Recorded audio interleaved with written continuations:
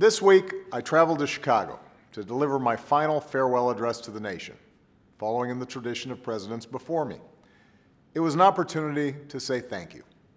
Whether we've seen eye to eye or rarely agreed at all, my conversations with you, the American people, in living rooms and schools, at farms and on factory floors, at diners and on distant military outposts, all these conversations are what have kept me honest, kept me inspired, and kept me going.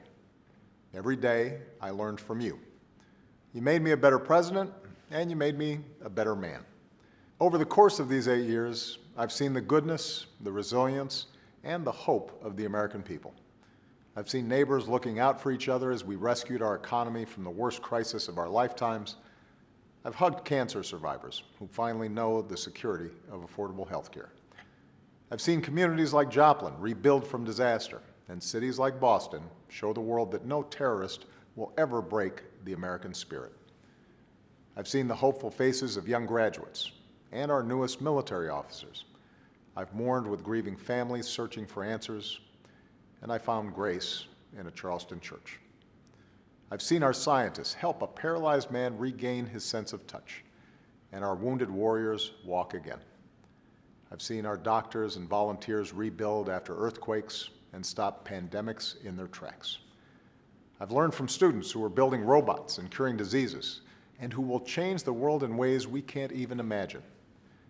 I've seen the youngest of children remind us of our obligations to care for our refugees, to work in peace, and above all, to look out for each other.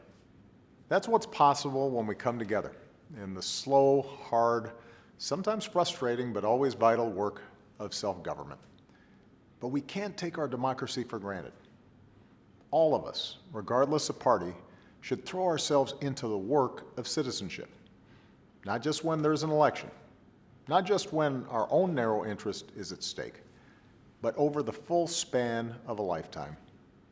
If you're tired of arguing with strangers on the internet, try to talk with one in real life. If something needs fixing, lace up your shoes and do some organizing.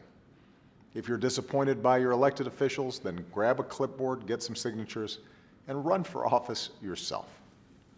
Our success depends on our participation, regardless of which way the pendulum of power swings.